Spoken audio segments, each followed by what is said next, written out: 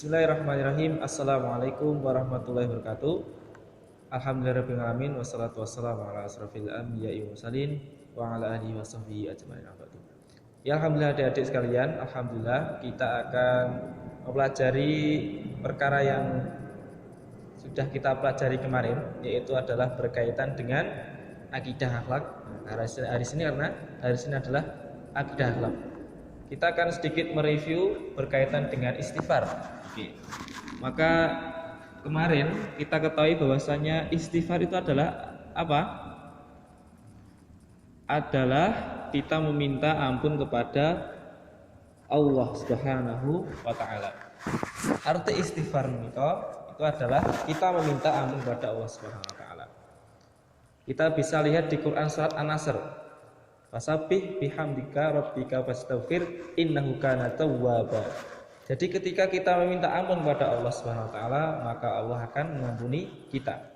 Oke, selanjutnya yang perlu kita bahas yaitu adalah ada istighfar itu. Jadi kita berhubungan kepada Allah dan kepada manusia.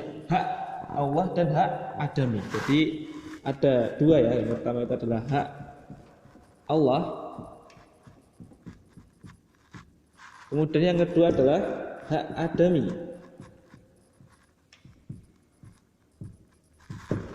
Nah, atau ini juga disebut dengan hablum minallah dan juga hablum minannas.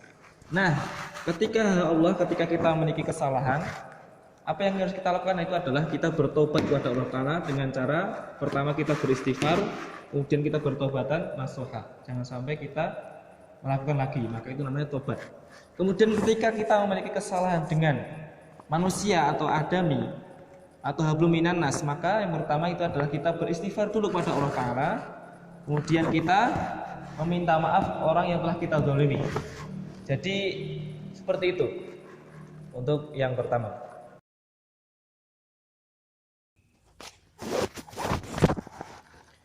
Ya, adik-adik sekalian, jadi tadi ada hak Allah dan hak adami.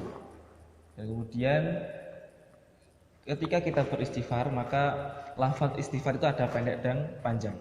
Astaghfirullahaladzim, kemudian astaghfirullahaladzim alladzi la ilaha illa huwal hayyul qayyum wa atubu ilaih. Nah, itu ada beberapa contoh kalimat istighfar. Ada juga yang istighfarnya sangat panjang dan sebagainya. Nah, maka tentulah kita sebagai seorang muslim untuk memperbanyak istighfar. Karena istighfar itu adalah kita memohon ampun kepada Allah Ta'ala bahwasanya kita itu manusia yang memiliki banyak kesalahan.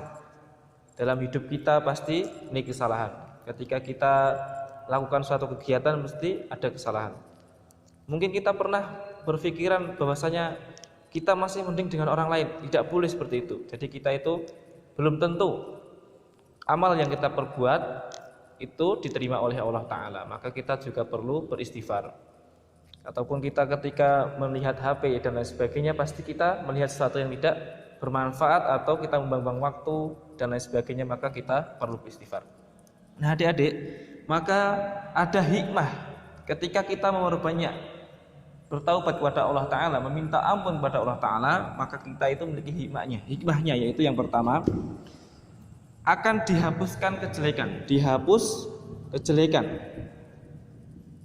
dihapus dosa kita. Kemudian akan diangkat derajat kita. Maka kita perlulah bersyukur pada Allah Subhanahu wa taala. Ketika kita berbuat salah, Allah menerima dengan sangat luar biasa. Dan kemudian yang kedua, Allah memberikan kita nikmat yang banyak. Ketika kita bertobat kepada Allah Ta'ala, maka kita akan diberikan nikmat. Mungkin nikmat ketenangan dan lain sebagainya, bahwasanya kita pernah salah. Karena kita itu sebagai hamba, maka perlulah kita bertaubat kepada Allah Ta'ala. Nikmat yang kedua. Kemudian yang ketiga, Allah akan memberikan ganti. Ketika kita melakukan kejelekan, kita melakukan kesalahan kepada Allah Ta'ala, maka ketika kita sudah bertobat dan nasuha, maka Allah akan ganti kejelekan itu menjadi kebaikan. Jadi ganti yang lebih baik ya. Kemudian yang keempat, yang terakhir, bahwasannya taubat itu akan dicintai oleh Allah Subhanahu wa taala. dicintai oleh Allah. Maka adik-adik sekalian, perlulah kita beristighfar kepada Allah Ta'ala dengan istighfar yang penuh-penuh, dengan hati yang jernih. Karena perlulah kita sebagai seorang muslim untuk senantiasa meningkatkan iman dan takwa kita. Itu adalah kita materi yang pertama, yaitu berkaitan dengan istighfar. Nah, kemudian materi yang selanjutnya itu adalah kita akan mengenai Asmaul Husna.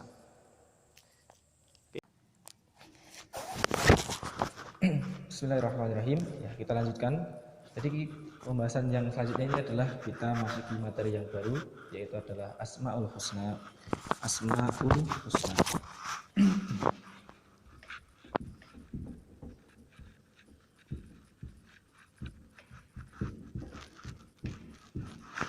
Kira-kira apa pengertian Asmaul Husna? Asmaul itu adalah nama-nama husna yang baik. Maka ini artinya adalah nama-nama yang baik. Maka Allah Subhanahu wa taala mempunyai nama-nama yang sangat baik, yaitu berjumlah berapa? Ada jumlah itu 99 Asmaul Husna. Kemudian Allah Subhanahu wa taala menyebutkan bahwasanya di dalam Quran surat Toha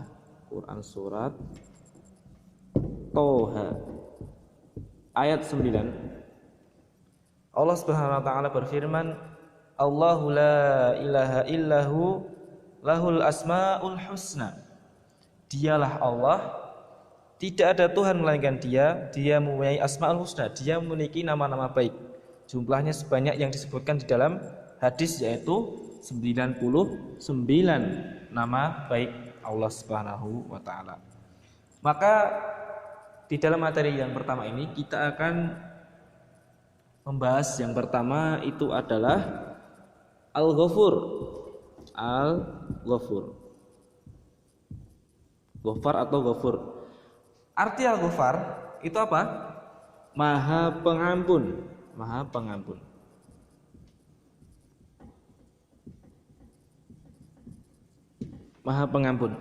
Nah, Allah Subhanahu wa taala mengabarkan kepada kita bahwasanya sesungguhnya Allah Maha penerima taubat, Maha pengampun ketika kita memiliki kesalahan yang banyak di dalam diri kita, maka ketahuilah bahwasanya Allah Subhanahu wa taala ampuniannya luasnya langit dan bumi. Ketika kita yang penting tidak memiliki kesyirikan kepada Allah Subhanahu wa taala. Ketika kita memiliki dosa sebanyak buih di lautan, untuk di lautan, maka ketahuilah bahwasanya Allah memberikan pengampunan kepada kita. Maka perlulah kita sebagai seorang muslim untuk senantiasa mengamalkan pada diri kita, yaitu adalah bagaimana cara kita mengamalkan di dalam kehidupan sehari-hari, yaitu mengamalkan dalam kehidupan sehari-hari, yaitu yang pertama, kita untuk membiasakan taubat, bertaubat ya. Membiasakan. Apakah taubat itu hanya untuk ketika dosa besar? Tidak.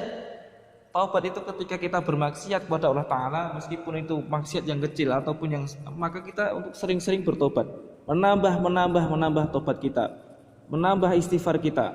Maka perlu kita menambah istighfar. Maka yang kedua itu adalah kita memberikan maaf. Allah Subhanahu wa taala jelas Maha Pengampun, tapi terkadang diri kita sulit untuk memaafkan orang lain yang berbuat salah kepada kita. Nah, maka kita sebagai seorang manusia maka perlu kita juga memiliki jiwa memberi maaf ya. Memberi maaf kepada sesama manusia. Memberi maaf. Allah Subhanahu wa taala ketika hambanya memiliki kesalahan yang sangat luar biasa hingga berbuih-buih, hingga dosanya segunung ataupun yang, Allah akan tetap mengampuni.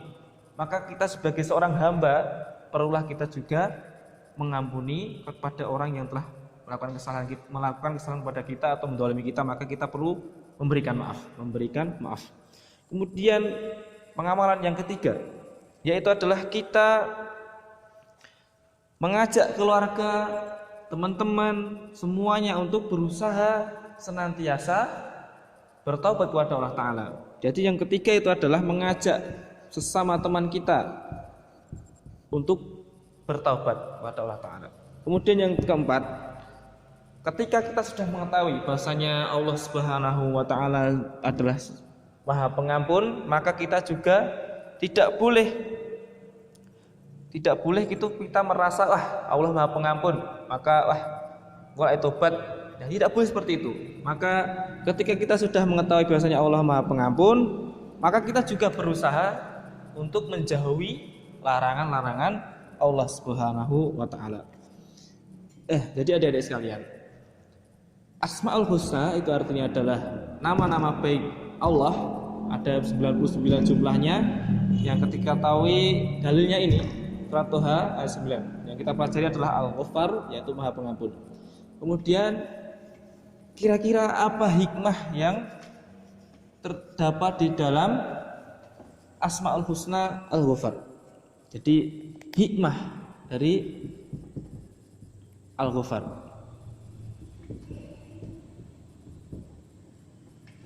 yaitu adalah kita menguatkan iman. Jadi menambah iman, menguatkan iman, menambah iman.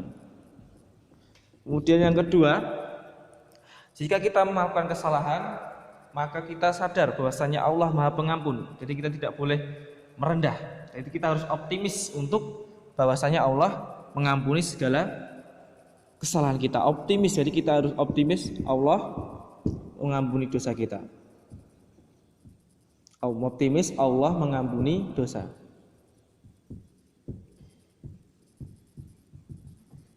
Oke, kemudian yang ketiga, yaitu kita senantiasa untuk memberikan diri kita ini menggunakan waktu dengan sebaik-baik mungkin. Menggunakan waktu sebaik-baik mungkin. Menggunakan waktu sebaik mungkin.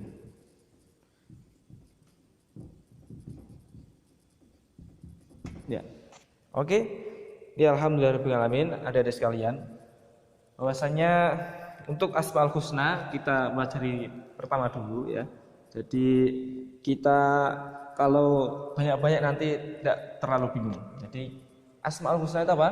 Nama-nama baik Allah Subhanahu wa Ta'ala yang berjumlah 99 nama baik. Ada Ar-Rahman, Ar-Rahim, Al-Malik, Al-Qudus dan lain sebagainya. Maka perlulah kita mengimaninya dan kita berusaha untuk senantiasa berada di jalan Allah Subhanahu wa Ta'ala. Oke adik-adik sekalian, barakallahu fikum. Mungkin ini yang dapat kami sampaikan. Insyaallah kita akan bertemu di pertemuan berikutnya. Barakallahu fikum. Wassalamualaikum warahmatullahi wabarakatuh.